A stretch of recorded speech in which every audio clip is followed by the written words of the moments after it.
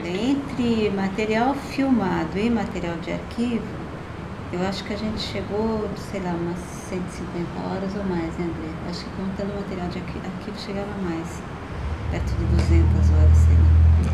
Nem é um exagero. Não, se 200 você pegar os horas. longas-metragens todos que a gente pesquisou de material de arquivo, né? Mas é assim, tem Mas a gente pegou trechos, tal. Digamos que a gente tinha por volta de 150, entre 150 e 160 horas de porque material. vídeo é isso, né? Você gasta, cassete. Mas tinha 8 horas em 35mm, que é a metade do filme, em 35, e 100 horas e cento e tantas horas de material gravado em fitinha, e mais não sei quantas horas de material de arquivo que foi pesquisado, elaborado, montado, etc. A quantidade de material era grande. Só Mas o peso relativo é diferente, você entendeu? São 100 horas para ter metade do filme, e 8 horas é a outra metade do filme para montar. Então tinha uma intenção de mistura. Não, e não só, assim, o fato de estar filmando com índios, eles não vão fazer representação para você. Então você tem toda uma construção para você chegar. Tem alguns momentos que foram ensaiados e representados mesmo, mas assim, não existe esse conceito para eles, né? Então você tem todo um trabalho muito mais delicado de captação, de câmera, de aproximação, e que a essência da cena que você quer vai estar em detalhes de várias outras cenas que foram sendo rodadas durante um tempo.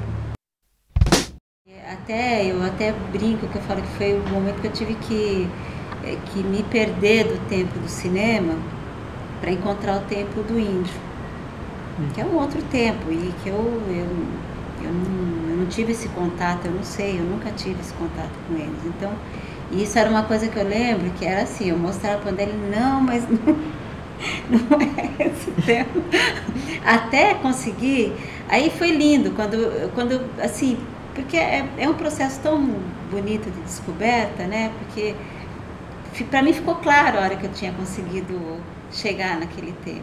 A relação deles com aquela natureza, com os animais, aquela tranquilidade.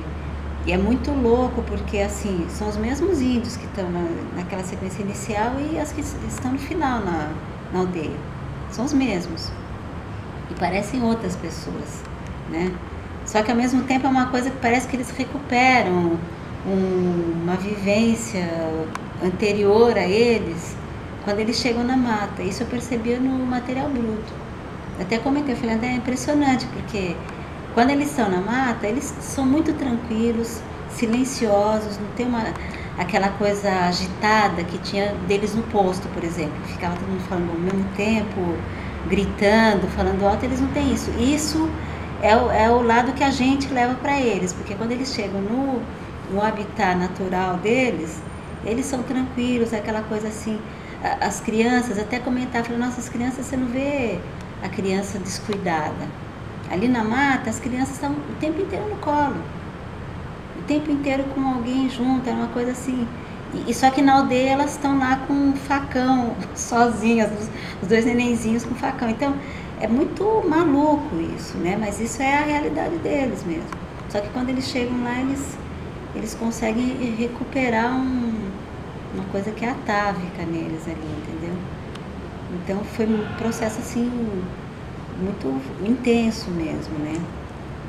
E sempre era muito maluco, porque cada sequência que eu pré-montava eu dava 1 hora de duração. E o André é um diretor, assim, que é até engraçado ver ele falar com tanta clareza, né? Porque eu sei que ele tem isso interiormente, mas ao mesmo tempo ele tem sempre um questionamento constante. E pra gente que está trabalhando com ele, ele não fica explicando muito. Aliás, ele não explica, né?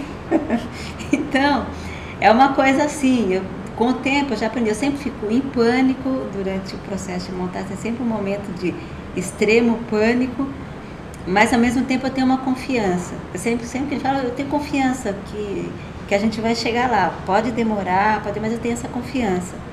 Porque eu tenho que ir buscar. Parece que eu recebi um labirinto sem seta nenhuma. entendeu? E eu tenho que descobrir o desenho do labirinto. Então isso, você dá muitas voltas, né? E aí você conhece também todos os caminhos do labirinto até você conseguir achar o caminho certo que você vai sair do outro lado. Então é muito intenso enquanto trabalho, né? Tá vendo o que ela está dizendo? Ela está falando do outro. É muito difícil você realmente trabalhar, falando profissionalmente, assim, com um montador que encare o processo ali de identificação, digamos, de entrada, como ela teve que buscar o tempo que ela está comentando, essa coisa, ou então buscar o diretor, né, a estrutura, o labirinto do outro, etc. e tal, e penetrá-lo, para poder saber, porque normalmente, pelo menos hoje, com essa fantasia de velocidade que se criou, as pessoas, montadores ou editores, como passaram a se chamar, querem receber o planinho pronto, vira uma coisa de emendar coisas, entendeu? Ou então ter fórmulas de alternação ou temporais, etc. Quer dizer, soluções, quando na verdade não... Você pode até montar assim, mas a vida nasce se você dá vida àquilo. Se você não botar o sopro lá dentro, não funciona. A situação... Ela usou a palavra labirinto, né? Simbolicamente é muito intensa, muito forte, e acho que no caso, se a gente estava falando do outro, esse labirinto sou mais eu do que o Carapiru. O Carapiru acredito que não...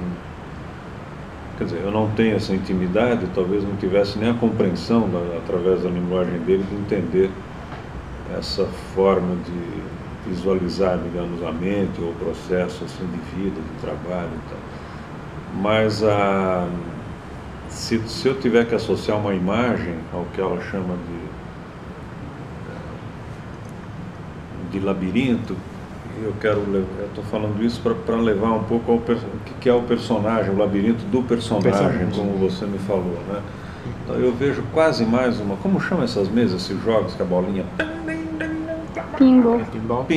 Pinball, entendeu? Onde o Carapiru ou eu somos essa bolinha. Entendeu? E o resto é um mundo que a gente é jogado nele e te manda para cá, para lá, para lá. Você acredita na sua autonomia, quer dizer, na sua...